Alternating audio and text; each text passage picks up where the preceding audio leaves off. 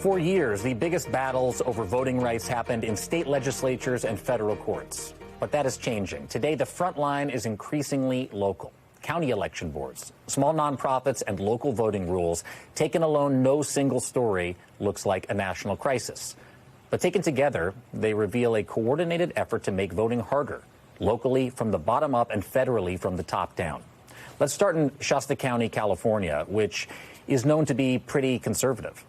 This month, voters there passed Measure B, which makes it way harder for residents to vote. It requires a government photo ID to cast a ballot. It ends almost all mail-in and early voting, and it requires every single ballot to be counted by hand. It also pulls the county out of California's statewide voter registration system entirely. That is a county of about 180,000 people writing its own election law months before a midterm. And consider just the hand counting part. The county's own former elections chief estimated that a full manual tally in a major election would take more than 1,200 temporary workers and could cost over $1.5 million. That is not an accident. That is Republicans throwing sand in the gears of our electoral system. California sued within days. Attorney General Rob Bonta called the measure legally indefensible. This is what he said. No city or county gets to unilaterally rewrite our election rules. But the county is not, this test in Shasta County is really not about that county at all. It is a test. It seems to be the Republican strategy right now. Undermine American elections county by county by county. They tried to do it here in L.A. after the mayoral election. Earlier this year in North Carolina, a Republican-controlled county board voted 3-2 to eliminate early voting sites at 3 college campuses, including at North Carolina A&T, the largest historically black university in the country. The students are now suing, arguing that they are being targeted for their age. Right before the 2024 elections, in a tiny Wisconsin town called Thornapple, population 700, the town board just removed its accessible voting machines, the ones that let voters with disabilities mark a ballot on their own. It took a federal lawsuit by the Biden administration to put them back. None of these stories, not one of them, dominated the national headlines. But democracy does not disappear all at once. It's death by 1,000 cuts. And each cut lands on a specific and different and distinct group. Black voters, students, people with disabilities, communities that lean Democratic. Instead of redrawing district lines, some Republican officials are redrawing the practical lines around voting itself. Where you vote, how far you travel, whether your campus gets a polling place or whether your drop box is still there. There is a name for this, and it is not new. Civil rights leaders and black lawmakers have described tactics like these as Jim Crow 2.0. Jim Crow, the system that locked black Americans out of the vote for most of a century, used poll taxes and literacy tests and polling place closures, administrative red tape, rules that looked neutral to some on paper but landed directly on the people that they were designed to exclude. Take Tennessee. Republicans there are working to remove the requirement that voters be notified when their assigned polling places change, a move that critics say is designed to confuse voters. Some Republicans have been remarkably candid about the bigger play here. Clayton Mitchell, a prominent GOP election lawyer, once complained that some campuses let students, quote, roll out of bed, vote, and go back to bed. So what? So what? The complaint wasn't about voter fraud. The complaint was that voting had become too convenient. Imagine that. Democracy working as designed. Meanwhile, the federal government is running the same play from the top down. Last week, more than 100 FBI agents fanned out across Ohio. They raided the offices of a group called Ohio Organizing Collaborative. They went to the homes of its staff. They seized phones and they seized computers. They knocked on doors and asked people in front of their children whether they were committing voter fraud. You have probably never heard of the Ohio Organizing Collaborative. It's a nonpartisan group that registered voters, minorities, the formerly incarcerated, college students, people who tend to vote Democratic. It has also fought in court for fair maps in Ohio. Guess what? As of today, no fraud charges have been filed. A Justice Department official told NBC News that search warrants, quote, are authorized by a judge, and anything said by an organization or others in the media is unfounded speculation. 100 agents, a statewide sweep, volunteers' devices confiscated, and not one single charge. 100 agents running around Ohio chasing a fraud case that so far does not exist. Because under this administration, you don't actually need a viable case. Real voter fraud is exceedingly rare. And most of us know that by now. But if a small nonprofit shuts down its voter drives because it cannot afford to fight the FBI, the administration gets exactly what it wanted without ever proving a damn thing. These all might look like separate stories. They are not. They are the same playbook carried out nationally and locally all at once. Sometimes it's a ballot measure. Sometimes it is a county administrator. Sometimes it's federal agents. The goal is the same: to make it harder to vote for the people most likely to vote against you.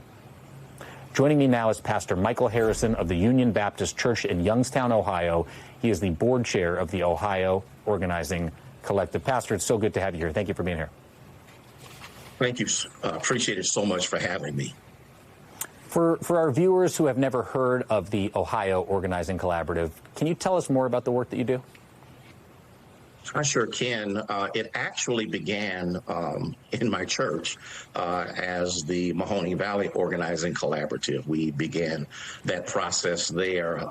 Professor John Powell told us, don't leave a table of power until you have a greater one to go to. And so we created one. And it grew and it grew and it grew, and others became a part of it. And now it is known as the Ohio Organizing Collaborative. It's one of the greatest movements in the state of Ohio that has taken place in quite some time, just for the opportunity to be able to make sure that everyone has their constitutional right to vote. I cannot imagine what it must have been like to wake up and to learn that more than 100 FBI agents raided the homes of volunteers.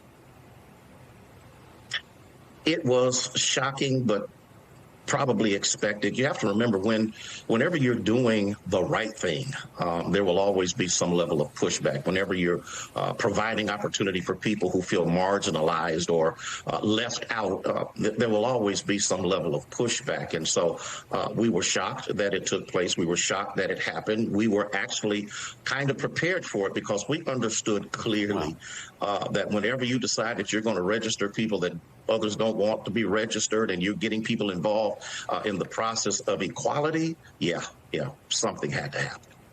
Can you walk us a little bit through what happened? What kind of stuff did they take? What explanation did they give your staff or to you?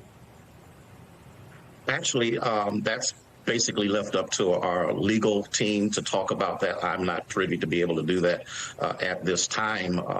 I just need people to understand what we do, why we do what we do, and we're going to continue to do.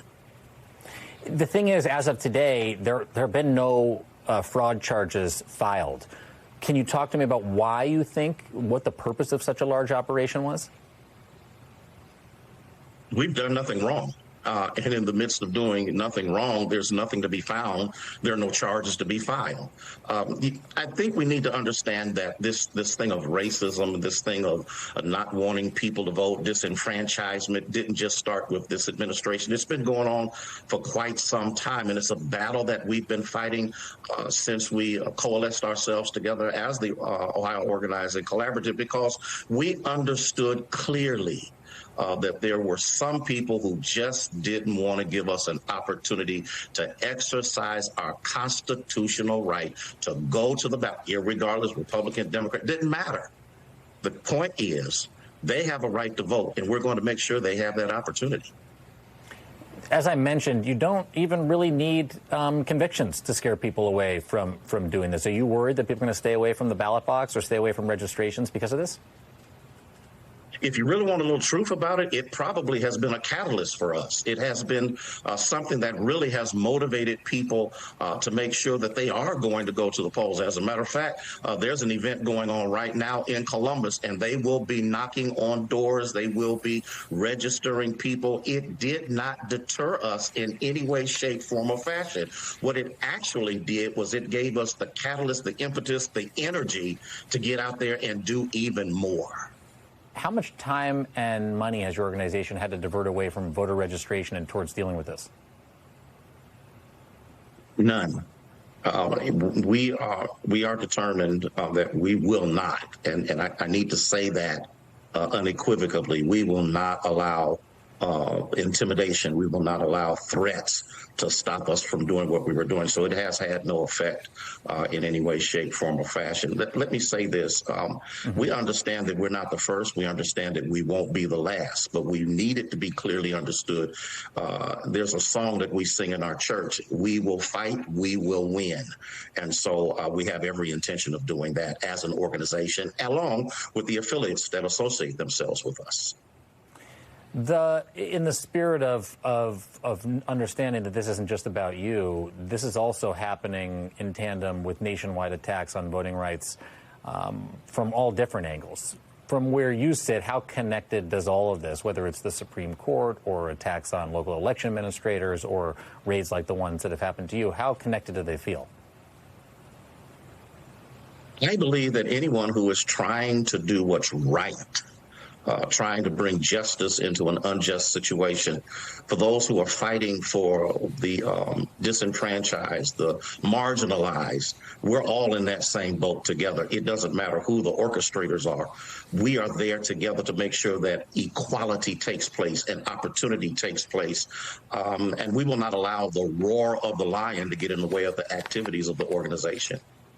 The thing that people often say who are conspiracy theorists about election fraud, and again, they're virtually non-existent, at least statistically significant when it comes to affecting the outcomes of elections in this country, they'll say, well, if you've done nothing wrong, you got nothing to worry about. But if someone were to say that to you after these 100 agents have come and raided the office and the work that you are doing, you say to them what? I say to them that election registration is not election fraud. You can label it whatever you want to. You can attach whatever you want to it. We have a constitutional right to vote. And basically, that's all it is. And it's quite clear that there are those who don't want us to, but it's okay. They cannot want to all they want to. That's why organizations such as us and others have banded together to make sure that every single person, because we work together better in a democracy when Republicans, Democrats, gay, straight, whatever they are, have the right to participate in this activity. And we need to make that message crystal clear that we are better together. Something I worry about is that people who would consider going out there to register people to vote because they care about our democracy, not because they're a Republican or a Democrat or, as someone once said, a libertarian or a vegetarian, they might turn away from registering people to vote or volunteering to register people to vote because it's not worth the risk that you would come under sort of the heavy hand of the federal government at this point under investigation. What would you say to them? I would say to them, keep fighting. I would say to them, do not allow the spirit of intimidation to get in the way of what you're doing. I need to say this because I think this is important. If we were not doing the right thing, there would never be any attack in any way, shape, form, or fashion. There's a biblical passage that says, woe unto you when all men speak well of you. And so what we have to remember is if someone is saying something negative and pushing back, that means we're moving in the right direction. Pastor Michael Harrison of the Union Baptist Church in Youngstown, Ohio, and the board chair of the Ohio Organizing Collaborative. Keep us posted, if you will. Thank you for being here.